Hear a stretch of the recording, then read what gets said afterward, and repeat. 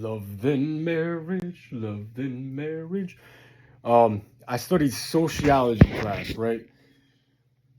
And we studied sociology is the psychology of society. Now, I'm speaking to the younger people now because you probably never, well, when I was like 18 or before I went to college, the word sociology was not in my vocab. But growing up, you are accustomed to family traditions, right? You might go to church. You might, sit at the dinner table, pray before you eat dinner. You might be accustomed to your mother cooking and taking care of you at home, and your father working and bringing home the bacon, the bread. Those are traditional roles, commonly called gender roles. That was the sociology class I took, was social problems, and we discussed the dynamics of gender roles. And we'd have these discussions online. But before I get into what the consequences of that was in the long run, where I think it led us to where we are today, I'm talking like 7 years ago, taking sociology class. Some of the discussion would be about how women are left with household chores, cooking, cleaning, yada, yada, yada, which is why we're building robots, by the way. But anyways, you've probably seen that in some episodes of Back to the Future. Honey, I Shrunk the Kids, with the robot guy trying to figure out all that stuff, or the scientist guy trying to figure out all that stuff with the robots. Some people would say comments like, well, the man could help out with the laundry too. This is where we started getting all, yeah, and you know what? Little boys should wear dresses. Like, let them be free and do whatever the fuck they want. And who's got the right intentions here? I'm not saying that kids can't play dress and whatever, but what is your goal in the long-term future, and how much of a destruction path are people on, and what is their intention? You may say that the liberals are like, let everyone be free. We need a balance between liberals and conservatives, right? It's the two wings of the eagle, right? And in 2020, it totally looked like the eagle just bit off the left wing. That's why you're a leftist, left wing. But people, please, the terminology is so charged up with the connotation relative to where you draw that common perspective based on the media sources giving you a perspective, and you have charged up all in your mind with these terms, right? Left and right is also liberal.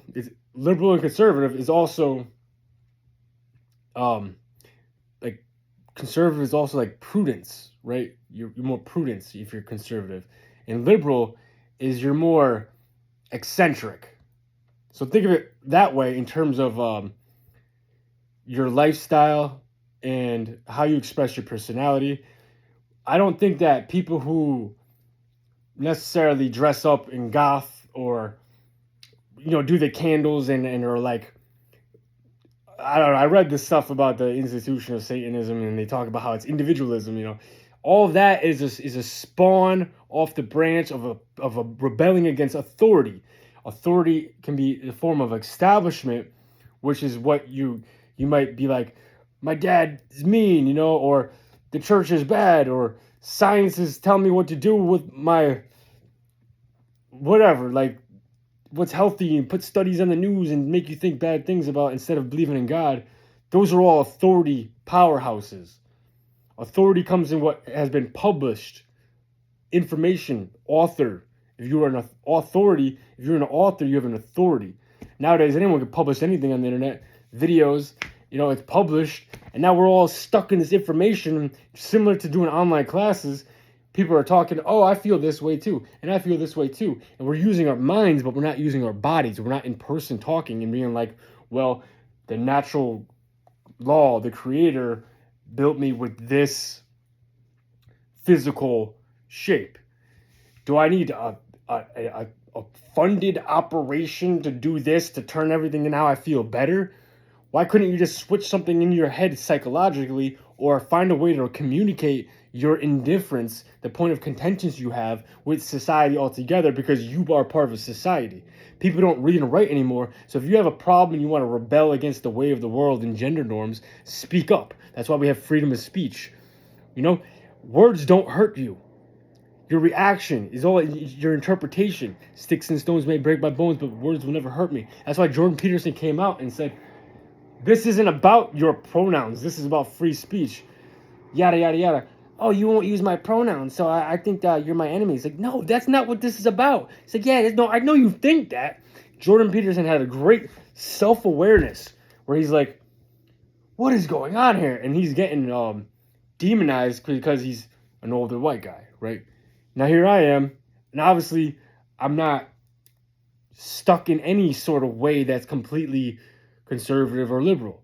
And I'm putting it together, but I'm doing so in a sticking with the style of how I feel based on what's in my heart, growing up as a millennial in the generation as a rock and roller and a rapper.